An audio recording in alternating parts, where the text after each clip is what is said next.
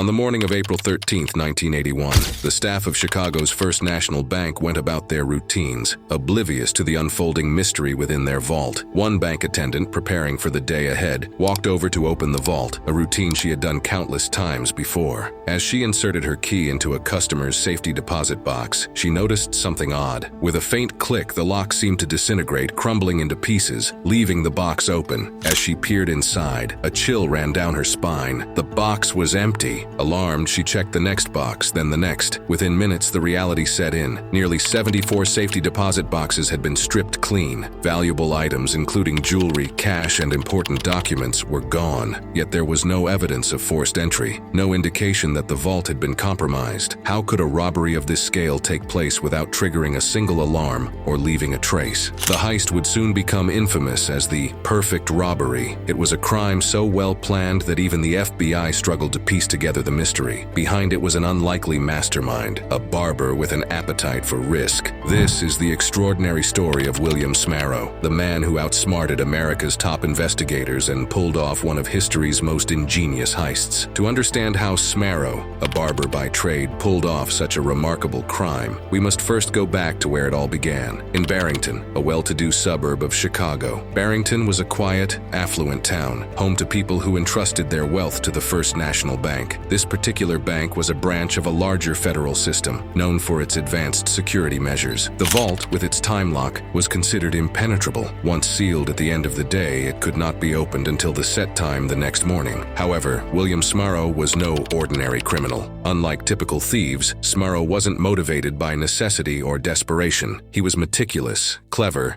and driven by a desire to challenge himself against the most secure systems. With his younger brother Vincent, he had committed several smaller heists over the years, but he was restless, hungry for something bigger. The First National Bank presented the perfect target. The planning began months before the actual heist. Smarrow needed to know the bank inside and out, from its staff's routines to the vault's layout. He decided to rent a safety deposit box, using a fake name and posing as a local businessman who specialized in antiques and art. This allowed him frequent access to the bank, where he carefully studied its operations. Smarrow charmed his way into the staff's good graces, particularly the vault attendant, who was responsible for checking IDs and escorting clients to their boxes. Smarrow was nothing if not patient. Over the months, he continued to visit the bank, occasionally engaging in friendly conversations with the staff. He learned that the vault attendant took regular lunch breaks, during which the vault was sometimes left open. He also noticed that while the bank required identification upon entry, they didn't check clients when they left the vault, an oversight that planted a seed of possibility in his mind. He then began to devise his plan, breaking it down into meticulous steps. He would need tools, small but effective ones that could dismantle the safety deposit boxes without leaving a mark. Bit by bit, he smuggled these tools into his own safety deposit box. Over time, his box became a secret arsenal, equipped with a hammer, pliers, special bolts, and even an alarm clock. He prepared everything as if it were an art form, understanding that even one misstep could ruin his plan. With his plan in place, Smarrow now faced a major challenge: how to ensure the bank's hidden alarms wouldn't sound during the heist. The vault's alarm system was equipped with hidden triggers designed to detect tampering, particularly if someone attempted to break through the walls or floor. Smarrow needed a way to test these alarms without raising suspicion. His solution was bold and audacious. He set an alarm clock, hidden within the false ceiling of the vault, to go off in the early hours of the morning. When the clock rang at 3 a.m., it triggered the bank's alarm, sending the police rushing to the scene. They searched the bank thoroughly but found nothing. With no evidence of a break-in, they left, chalking it up to a malfunction. Smarrow, watching from a distance, knew that his trial run had exposed the location of the alarms. A few nights later,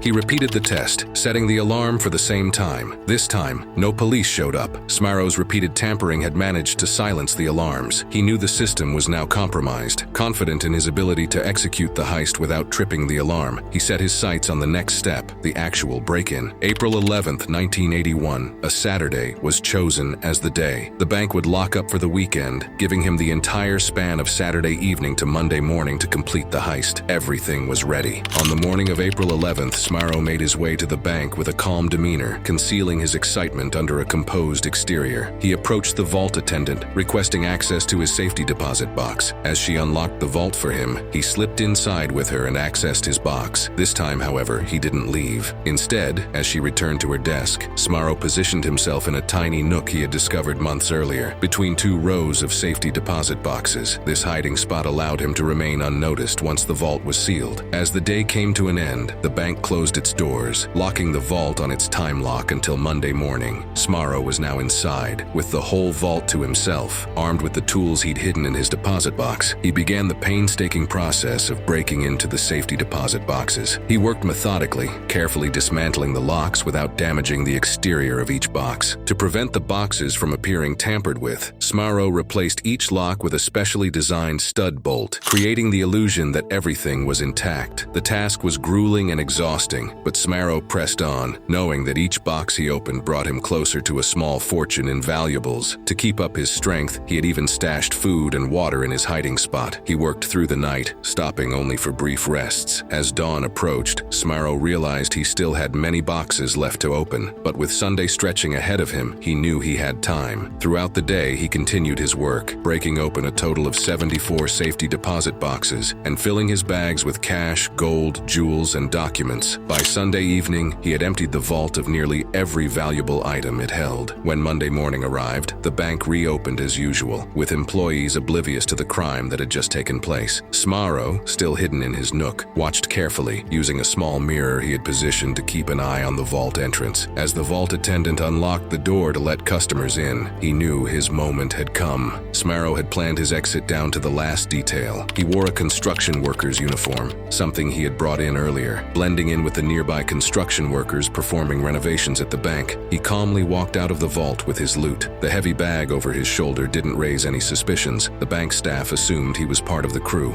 Outside, Vincent was waiting with a getaway car, ready to take off as soon as Smarro climbed in. Within moments, they had vanished into the streets of Chicago, carrying a fortune in stolen goods. Back inside, it would be hours before the bank discovered the truth. The perfect heist had succeeded, and the audacious thief was nowhere to be found. When the robbery was finally uncovered, shockwaves spread throughout the city. Local media outlets seized on the story, dubbing it the perfect heist. The audacity of the crime captured the public's imagination, and people couldn't stop talking about the mysterious figure behind it. Law enforcement agencies, including the FBI, launched an exhaustive investigation, determined to track down whoever was responsible. However, the vault was clean. No fingerprints, no traces of forced entry, nothing that could point to a suspect. The only clues left behind were a bottle of urine and an old alarm clock, both curious but ultimately baffling pieces of evidence. After analyzing the bank records, investigators noticed a strange discrepancy. Among the safety deposit boxes that had been breached, 2 had been registered under suspiciously fake names. The police theorized that the culprit might have used one of these boxes to gain access to the vault, entering under a fake identity and hiding until the coast was clear. Sketches of potential suspects were circulated based on employee descriptions, but Smarro and Vincent had vanished without a trace. The case went cold, leaving investigators with more questions than answers. Nearly a year passed, and the mystery of the perfect heist remained unsolved, but fate had other plans. At another Chicago bank, a customer noticed movement in the ceiling while using the restroom. Disturbed, he informed the bank's security, who promptly called the police. When officers arrived, they demanded that whoever was hiding come out. Slowly, a figure emerged: William Smarro. In police custody, Smarro eventually confessed to the heist, detailing every aspect of his plan, from renting the fake safety deposit box to smuggling in tools and disabling the alarm. His admission shocked investigators, who marveled at his ingenuity. The FBI matched the tools in his possession with marks left on the safety deposit boxes, confirming his role in the first national bank robbery. Both he and Vincent were arrested, and their careers as gentlemen thieves came to an abrupt end. In court, Smarro displayed a surprising lack of remorse. When questioned about his motivations, he explained that it wasn't about the money, but rather the thrill of outsmarting a system he believed to be impenetrable. He saw himself as an artist of sorts, one who could perfect the art of robbery. Smarro was sentenced to 20 years in prison, but his sentence was later reduced to 8 in exchange for his cooperation. He led authorities to a secluded pond where he had hidden the stolen goods, which were recovered but badly damaged from months underwater. His heist left a lasting mark on the banking world. The vulnerabilities exposed by the perfect heist led to a complete overhaul of bank security across the United States. Banks eliminated false ceilings in vaults, introduced rigorous ID ID checks both entering and exiting vaults and reinforced alarm systems to ensure they couldn't be disabled. The perfect heist remains a testament to the power of patience, planning, and audacity. Though William Smarrow was ultimately caught, his heist has inspired countless stories, becoming part of American folklore. For a time, he achieved the perfect impossible crime that baffled the FBI and captivated the world. Thank you for watching this incredible story of audacity, cunning, and the legendary perfect heist. If you enjoyed this tale of crime and intrigue, don't forget to like, subscribe, and hit the notification bell to stay updated on more true crime stories that defy belief. Until next time, stay tuned for more.